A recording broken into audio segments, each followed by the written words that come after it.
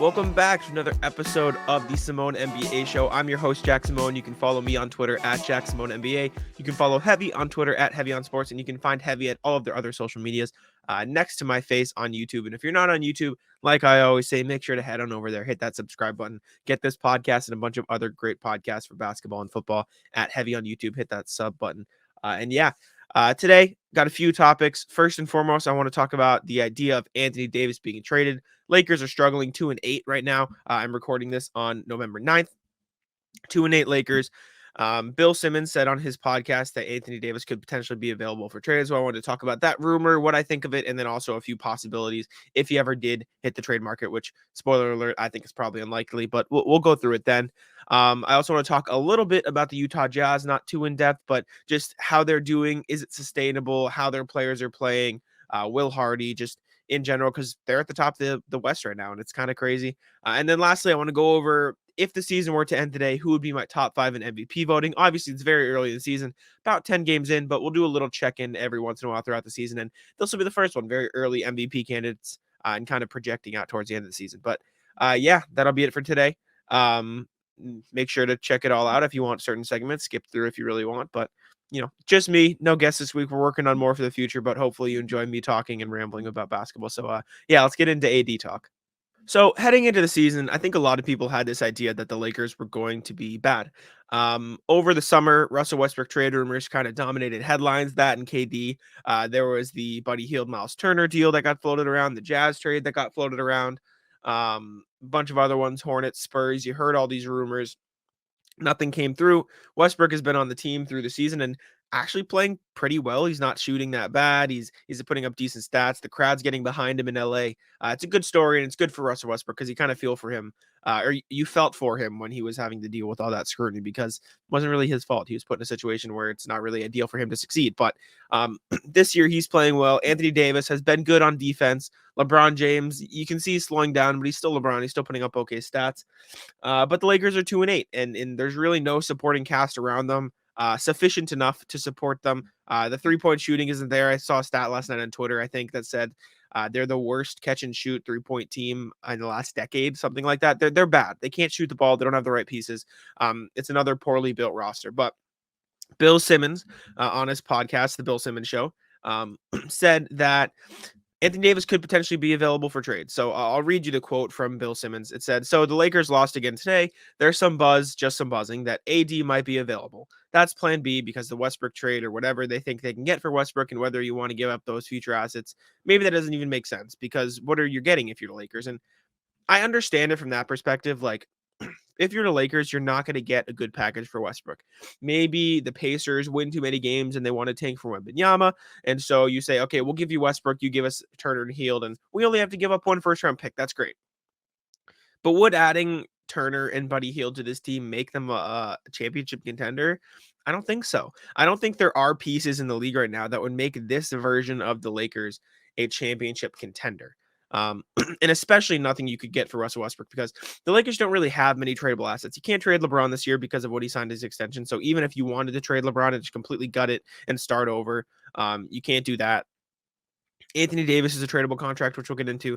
Russell Westbrook is, on paper, a tradable contract, but because of how he's played and the fact that he's probably not worth $47 million, it makes it a less tradable contract.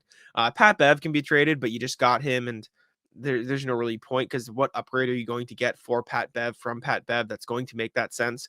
So that's there. There's Kendrick Nunn, who's been performing pretty poorly, who you could trade his salary, but again, you're not going to get much for his salary in return that would help give you a big boost past what he brings.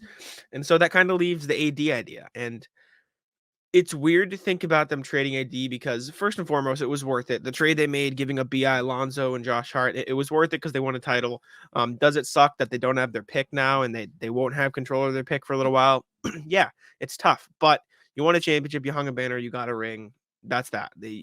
That's what matters in that scenario. But trading AD would be the Lakers' sort of form of waving the white flag. Like, Rob Pelinka traded for AD, I believe, if that timeline correctly, traded for AD. And giving him up would be giving up really the first major move he made. As the Lakers GM, And I just don't see him doing that. I don't see them giving up so much on this Lakers roster to the point where they trade Anthony Davis. So I think what does happen, if you want a prediction in terms of what do I think will happen in the end for the Lakers, I think they'll ride out the season. I think there's a chance they trade Westbrook towards the end of the year for like they get to a point where some rebuilding team doesn't want their pieces. Excuse me, I had to cough. Um, they trade Westbrook in a few seconds for like nothing salaries that are expiring, like the Spurs. Like if the Spurs want to give up, um, Doug McDermott and Josh Richardson, and then like Jakob Pertl for Russ and a bunch of seconds or a first round pick, like one of the first. I think maybe that happens, and that raises the Lakers ceiling a little. Maybe they push for the play in by the end of the year. And that kind of wraps up that saga. And then next offseason, they'll have $30 million to play around with, get like two pieces. But then they'll kind of be put in a similar situation where it's just LeBron, AD, and then the rest of the roster is kind of meh, right? Nothing really going on there. But at least you don't have Westbrook, and you can rebuild a little bit. But trading AD now would give them the chance to go into next offseason with just LeBron on the roster. You have LeBron's contract and an open book, right? And you could potentially sign another max contract, but instead, maybe you go after two second tier stars and then a bunch of quality role players with that money that you can play around LeBron. Because we've seen that formula work in the past. And obviously, LeBron is older, but even if you put a competent team around him like that, he should be able to find more success than with the team that's currently at hand. Now, AD should be perfectly capable of being part of that success. And when they won the title with the Lakers in 2020, everyone was saying, "Oh, AD's perfect because he'll play with LeBron right now, help him contend for titles, and then afterwards he can kind of take over as the Lakers' main guy." But as you've seen him progress these past two seasons, there are a ton of questions around that. First and foremost, he can't stay on the court. And it's not his fault. He just can't stay healthy. And if you have a top-notch guy like your franchise cornerstone who plays 60 games a season, it's not really going to fly. You need someone who's going to play the whole year, and AD hasn't shown the ability to do that. He's been great on defense this year. His defensive season this year has been his best since probably the bubble year. You still have the questions on the offensive end. Is he willing to be dominant? Is he willing to get down there and bang with the big boys? And I don't think he is. And I think it's fair in the sense that he doesn't really want to get injured and he's very injury prone. Um, but then if you're not going to do that and the jump shot's also not there, it's just tough. And he's putting up an okay season this year, but the shooting still isn't there. And I don't know if it will ever get back to the point it was a few years ago. The rebounding's there, and like I keep saying, the defense is there, and he's going to be a defensive force. But can he be the top guy in a championship team? I think there are some serious questions behind that now, and that sounds like an ESPN talk show, but it's just from what we've seen in his ability to, or his inability to stay on the court. You have to ask those questions if you're Lakers. So, do I think they'll trade him? Absolutely not. I don't think there's any chance that the Lakers trade Anthony Davis. Do they have to consider it? Yes. But that then comes to the point where comes to the idea of what would you get in return? Like what sort of package would you be looking for Anthony Davis? Would you be looking for expiring contracts so you could build freely next summer? I think you should probably look for multiple pieces that can help build with LeBron, flesh out a competent roster around him, and then use the Westbrook money, like that salary coming off the books, to build next summer. But again, how much value does Anthony Davis have right now? He's totally injury prone. He can't stay on the court. He's a great defender, but you have to trade for him to be a 1B. So what teams out there have a 1A scorer on the roster that Anthony Davis can be the 1B to, or the secondary guy, or not have to take on the constant scoring load like he did with the Pelicans, and have the assets to please the Lakers? That's where things get tough. So I have a list, and there are definitely some teams, but I just don't see any of these trades being realistic and enticing the Lakers. I was listening to Keith Smith and Trevor Lane on the front office show, and one thing they said was one of the only things that could entice the Lakers to trade AD would be a package similar to the one they gave up for AD. So young players and picks, the same haul they gave up Ingram, Lonzo, Josh Hart, lots of picks to the Pelicans. If they got a trade like that in return, it would help set them up for the future, give them those assets back, and kind of replenish them as an organization. So that's something that I could definitely see. But outside of that, I just don't know what there is. But we'll go over a few trade ideas, a few destinations I thought up that I think could make sense. First and foremost, the Chicago Bulls are always going to be brought up when it comes to Anthony Davis. He's from Chicago, and you have to imagine if the Lakers ever did put him on the trade block, they would be one of the first teams to call them up. I have a quote here from Sean Devaney of Heavy Sports saying, or a quote from a Western Conference GM he spoke to. The one thing I've said, if they were to make a deal, it would be to send him back to Chicago for another clutch guy, Zach Levine. Davis is from Chicago. He would like to play there. Levine played at UCLA and has said he wants to play in LA. I think that is the only deal that would sort of satisfy all parties because, look, the Lakers wanted AD to be the guy who took over the franchise after LeBron, and it is obvious that he won't be the guy to do that. Maybe Levine can be. So maybe Levine can be the guy to take over for LeBron. Also said, I don't think they're going to get to that point as long as Rob is there, saying that he doesn't think they'll trade AD because AD was his deal, Pelinka's deal. They won a title. Ingram is great. Hart's a good one. Lonzo Ball can't stay healthy, but he's good. They gave up picks too. So they're not looking to give up AD because of what they had to give up to get him. They invested too much in him, the GM said. But the Levine ideal for Chicago makes sense for the Lakers because Levine is a high scoring guy. He would fit well next to LeBron as a secondary scoring option, as a shooter off the ball. That fit makes sense. And he just signed an extension, so he would be in LA well past the time LeBron would be there. You would have to assume, or he would be on contract at least past then. But he's not as good as Anthony Davis when they're both healthy and on the court. But Levine stays healthy and on the court more often than Davis, even though he's had his own injury issues. So maybe that's an idea that would leave them really thin, the Lakers at the big man position. So that's a question. Maybe you ask for Andre Drummond or something in return of that deal too. But then from the side of Chicago, are you willing to give up Zach Levine for Anthony Davis? Because then, I mean, DeMar DeRozan, I think, is capable of being a 1A. You know, if he has a guy like Anthony Davis next to him, I think he can be the primary scoring option on a title team at this point because he's shown that he's dominant on offense. So pairing him with AD would be interesting. I think would definitely elevate their ceiling if AD is healthy. But that's the big question mark, and that's the question mark you're going to hear me talk about every time I bring up an Anthony Davis trade. If he's healthy, in trading somebody like Zach Levine for Anthony Davis, who can't stay on the court, is definitely a risk. And if it's a risk the Bulls are willing to make, then maybe they try it. But I think that's the main question you have to consider. Now, is there a trade with the Bulls that wouldn't include Zach Levine that the Lakers would still consider? I don't think so. But I mean, say you trade Nikola Vucevic and say, you know, okay, the Bulls have their own oft-injured guy in Lonzo Ball who's probably going to make a return by the end of the season at some point. But say they're like, okay, well, we're willing to throw him in a deal because Anthony Davis is Anthony Davis. Say the Lakers are saying, okay, maybe we'll get a real point guard in next to LeBron, a 40% three-point shooter, a playmaker. We'll get Vucevic for the end of the season. His deal will be expiring, and we'll start, you know, rebuilding our young core with Ball, ironically enough, because he was here the last time. You asked for Kobe White to again, maybe flip or just have and resign and have another young piece that you can use as trade asset in the future. And you also get picks from the Bulls. They don't have a ton of tradable picks, but they could give, you know, a first or two to entice the Lakers. So we're talking Nikola Vucevic, Lonzo Ball, Kobe White, and 2 first-round picks from the Lakers for Anthony Davis. I think that could potentially be a trade. And any deal I discuss right now is going to be highly unlikely because the likelihood of the Lakers trading Anthony Davis, I don't even believe in. I don't think they're going to trade Anthony Davis. And so any trade I discuss is going to seem unlikely and sound unlikely because it is unlikely because it's probably not going to happen and almost definitely not going to happen. But Vucevic, Lonzo Ball, Kobe White, 2 first-round picks for Anthony Davis. I think the Lakers would at least have to listen because at that point you'd be running a starting lineup of Lonzo Ball, Patrick Beverley, LeBron James, and then insert forward here and Nikola Vucevic. Is it better right now?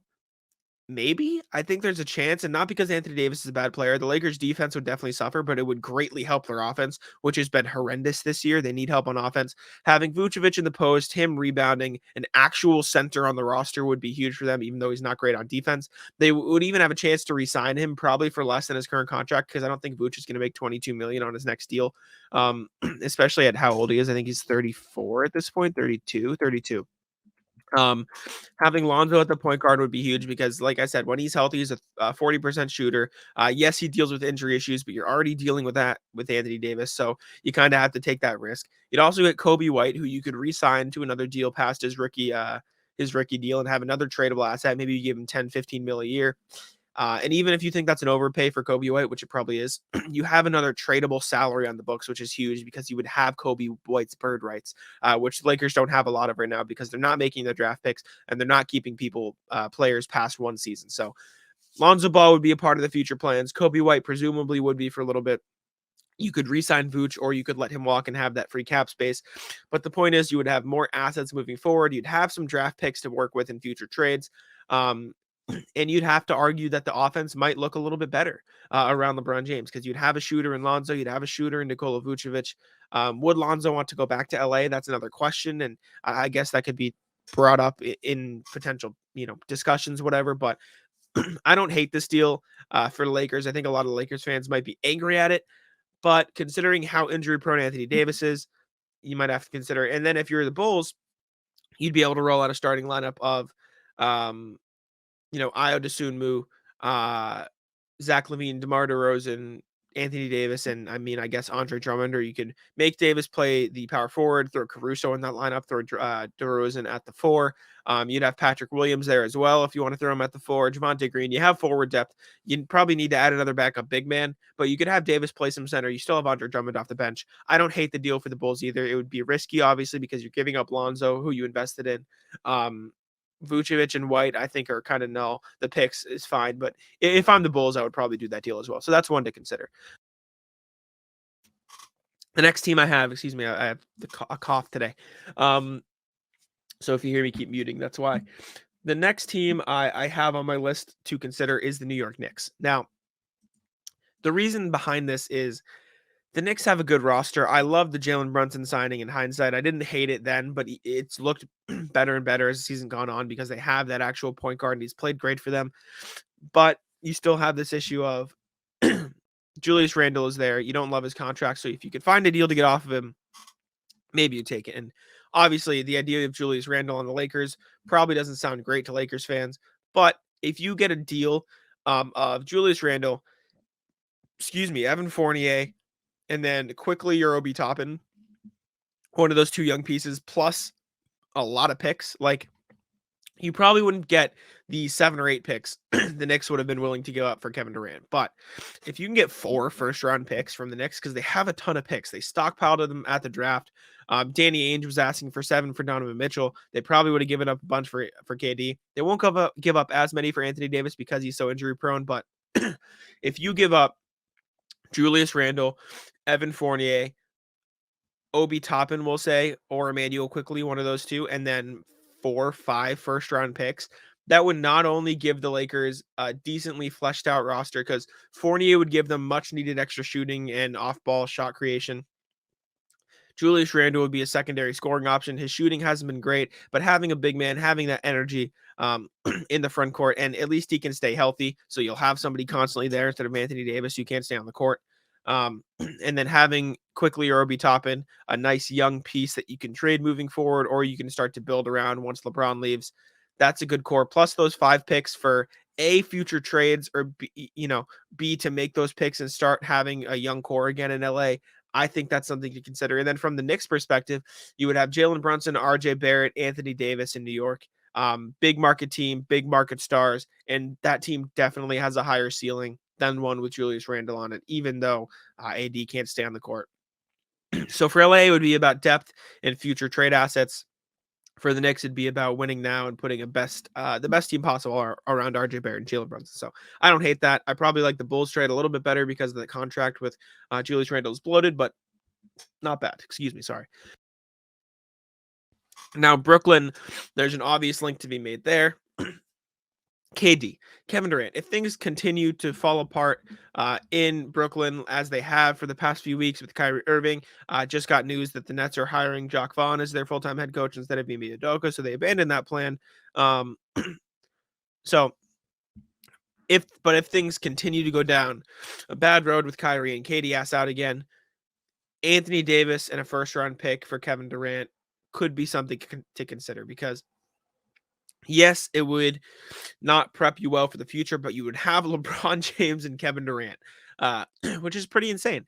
I mean, talk about floor spacing around LeBron. KD is the guy you want. You wouldn't be able to put a great team around them, but KD's shown the ability to carry pretty poor teams. Even at this age he's at, I think it would be worth it for the Lakers and for the Nets. You're starting a new era with a slightly younger player. You'd have AD, Ben Simmons, and Kyrie on the roster, which sounds like a lot of a mess, but you'd also get a first round pick. You'd get off of KD. You'd have more room to work and more room to figure things out. Maybe they'd be less interested in the Lakers, but that's definitely there on the board somewhere. Then I have the Suns.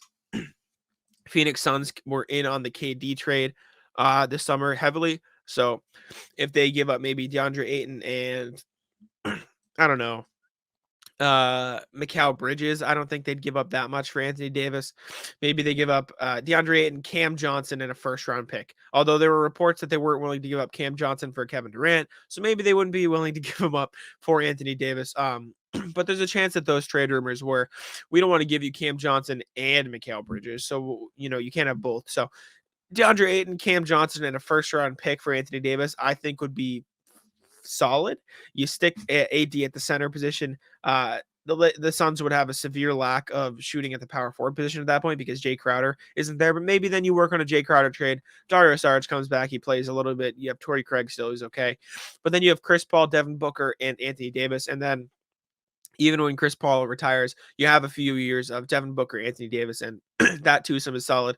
And then if you're the Lakers, you have DeAndre Ayton, who you can build with moving forward, regardless of LeBron, which is good. You want to have a plan for after that. And you have Cam Johnson, who is one of the best shooters in the league at this point. And yes, he's hurt, but once he gets off that ACL tear, you can re-sign him. You can have an extra piece around LeBron moving forward. And he's probably the ideal guy you want playing next to LeBron James, regardless. So that's not a bad trade.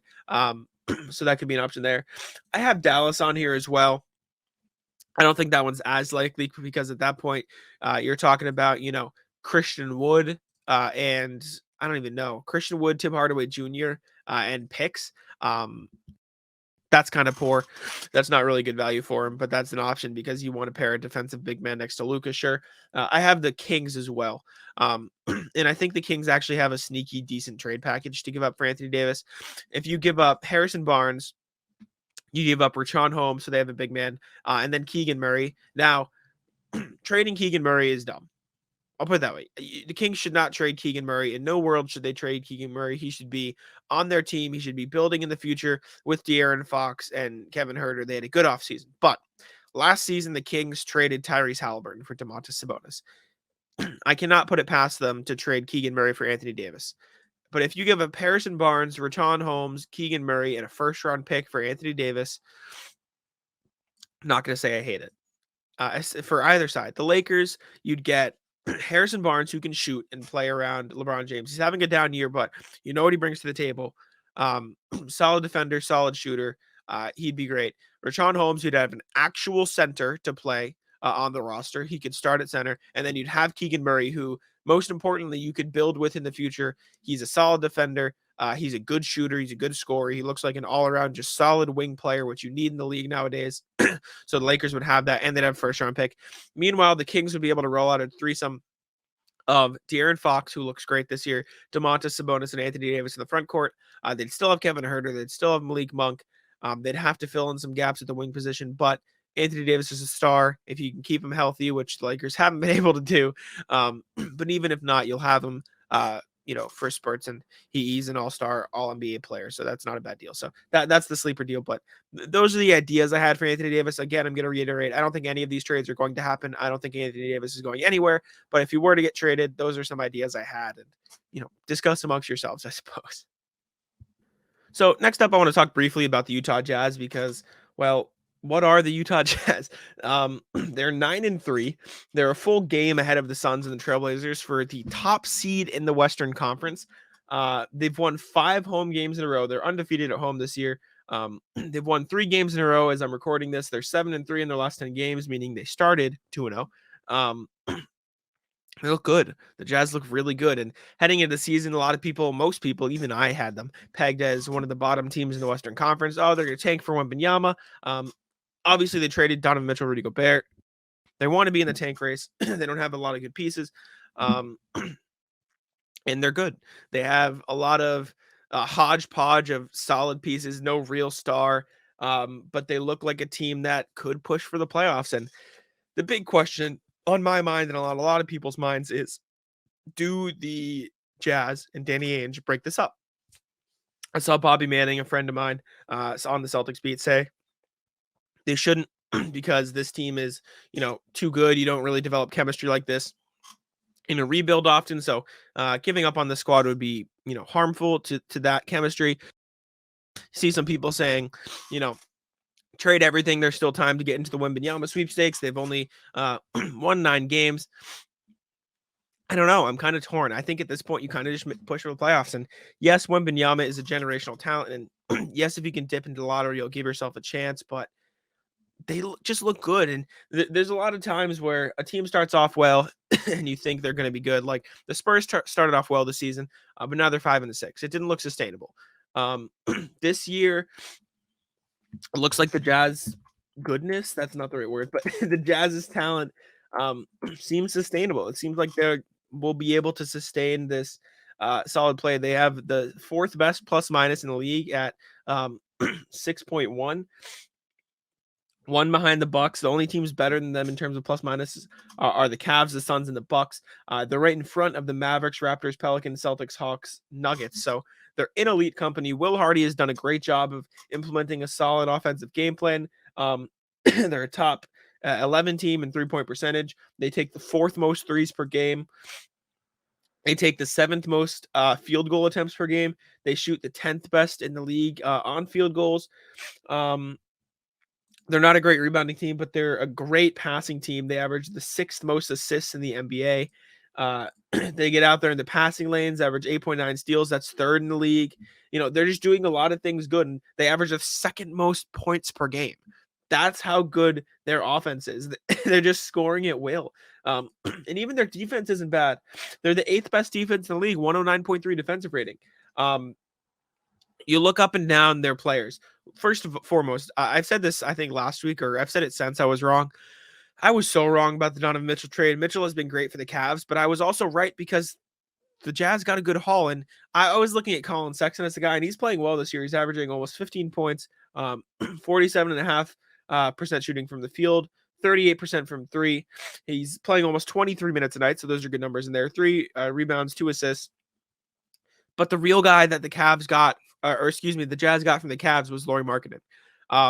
He's averaging 22 points, 53% from the field, 30% from 3, 9 rebounds, almost 3 assists.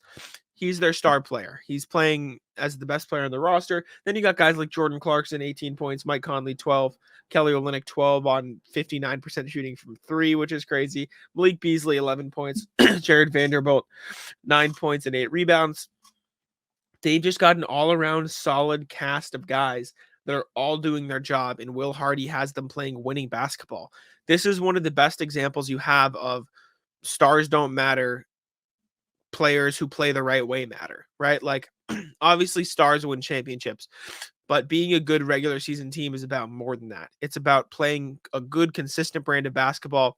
And Celtics assistants from last year's team who went to the finals, Joe Mazzulla is currently leading a great offense in Boston. The defense is just starting to figure it out. And then Will Hardy, who came over from that staff as Ime Udoka's lead assistant, is now leading a 9-3 Jazz team who everyone thought was going to be the 15th seed in the West. Like, there's an importance to playing the right brand of basketball, and the Jazz have found out that formula. Like, Mike Conley's averaging 13 and almost 8 assists. Lauri Markkanen's averaging what I can only imagine is a career high in points. Collin Sexton's playing great. Jordan Clarkson is increasing his trade value by the game, averaging 18, 5 and 5. Like, if they continue on this pace, Lauri Markkanen is going to be an all-star. Lauri Markkanen will be an all-star for the Utah Jazz. That's crazy. Right? The Jazz are good enough right now, or you could even make a case maybe Jordan Clarkson deserves to be an all-star.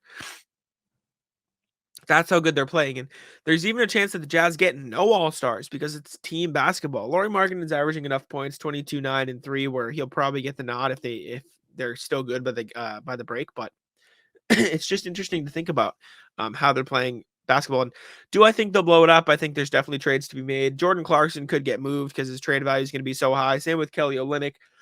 Same with Mike Conley, maybe, even though his contract's a little bigger, so that's less likely. Malik Beasley too, but their core guys of Lauri Markkanen, Collin Sexton, Jared Vanderbilt, like that's a good core three to build with moving forward, especially with Will Hardy at the helm, who's leading them to great offense and a great defense. Like the Jazz are cool. I'm enjoying watching them, and it's been fun to see Will Hardy lead a team of. It's kind of like a band of misfits going on to make a run in the regular season. So it's fun to watch. I think it's pretty sustainable. I think they can be a playoff team. I don't think they'll be top of the West, but I think they can be a playoff / play-in team in the Western Conference by the end of the year. And if that's the case, maybe you just abandon the Wembanyama dreamer, because I mean he got a good team, so why not? And lastly, I wanted to touch briefly on the MVP race early in the season. Again, it's only been 10 games, but we'll do a small check-in every once in a while just to see where things stand. So first and foremost, I think it's pretty obvious, in my opinion at least, who the front runner for MVP should be at this point. The Milwaukee Bucks are top of the Eastern Conference, 9-1. They did drop a game, to the Atlanta Hawks. It's weird that the Jazz actually have as many wins as the Bucks. But Giannis Antetokounmpo should be far and away the front runner for MVP right now. He's averaging 32 points, 12.2 rebounds, 5.3 assists, 1 steal, 1.5 blocks. Like he's the guy, right? There was a meme. Brooke Lopez was on the Basketball Reference MVP tracker. Drew Holiday's having a good season, but the Bucks are the best team in the league. Excuse me, sorry. And Giannis Antetokounmpo is the best player in the Bucks, and he's putting up incredible stats. So in my eyes, I think he should be easily the front runner for the MVP award. He's won it twice. This could be the third year. If he keeps this up and the Bucks stay atop the Eastern Conference, he's going to win MVP. Second, I have Luka Doncic. The Mavericks aren't as good as the Bucks. They currently sit at 5th in the Western Conference. They are 6-3 though, so they're climbing. But Luka's putting up just ridiculous stats. 36 points, 8.4 rebounds, 8.3 assists, 1.9 steals, 53 or 52-ish percent, 52.4% from the field, 29.7% from three. His 3-point percentage isn't great. You have to assume that'll come up a little bit throughout the season, but his stats and the way he's leading the Mavericks, I think he's got to be 2 in the MVP race right now. Number 3, I've got Donovan Mitchell, averaging 31 points, 4 rebounds, 6 assists, 1.3 steals. For the 8-2 Cavs, they've been amazing this year. He's meshed really well with them. He took over a little bit when Darius Garland was hurt as the primary ball handler. You have to imagine his averages might dip down a little bit now that Garland is back, but he looks great. He looks like the best team, the best player on the Cavs, and the Cavs look really, really good, even better than a lot of people anticipated. So he deserves a lot of credit. He's third in my MVP voting right now. Fourth, I do have Jason Tatum. The Celtics are 7-3 on the season. 31 points for Tatum, 7.5 rebounds, 4 assists on almost 50% shooting, 49.8, and then 37 exactly percent shooting from 3-point land. He looks incredible. He usually gets off to slow starts at the beginning of the year, but this year he's just full steam ahead, firing on all cylinders. Celtics look good. They need to figure it out a little on defense, but their offense looks like, the best offense in the NBA. So Tatum's a big part of that. He deserves that credit. And then 5th in my MVP voting, I'm going to give it to Ja Morant. The Grizzlies are a top team in the West. They are, 7-4. So they're sitting at 6. They've dipped off a little bit with 1 loss, but they're still up there. But Ja Morant is carrying, right? Steven Adams missed a game recently. Jaren Jackson hasn't played yet. Zaire Williams hasn't played. Dylan Brooks just got back a couple games ago. And they're still sitting in a good position, 7-4. Ja Morant's averaging 28.5 points, 5.7 rebounds, 7.1 assists, shooting 47.5% from the field and 45.7% from 3. That's going to dip off, but he'll be in the MVP conversations. He's been great carrying this Grizzlies team. On the fringe, I have guys like Steph Curry. The Warriors are struggling, but he's averaging almost 33 points on ridiculous efficiency, 7-7. He's going to be great. I've got KD can get up there if the Nets turn things around, but they're a little bit of a mess. I don't think he'll get the vote. SGA is ridiculous, but the Thunder aren't good. I think Damian Lillard has a chance to sneak in there as well, averaging 29 points, shooting 47.7 from the field, 39 from 3, 4.5, 4.8. Same with Trae Young. His team's really good. Those teams are both good. Trae's not shooting that well. DeJounte Murray deserves to be in conversation as well because the Hawks are good, but I think the top 5 I gave are pretty solidified in there as my top 5 right now. And that'll be it for today for the Simone NBA show. I appreciate you guys for listening. Spent a lot of time on the Anthony Davis trades because that's just kind of the talk of the town right now. Little Jazz, little MVP conversations. Let me know who you would name MVP right now if you had a vote, and who I left out of the top 5 potentially. But yeah, thank you so much for tuning in. I greatly appreciate it. Check out all of Heavy's links on the side of the YouTube page, which again, you should be subscribed to. It's just Heavy on YouTube. So check that out there. Hit the subscribe button and check out all their links, which are next to me on the page. You can follow Heavy on Twitter at Heavy on Sports. And I'm your host, Jack Simone. You can follow me on Twitter at Jack Simone, at Jack Simone NBA on Twitter. Thank you guys for listening. I'll see you guys next week. Peace out.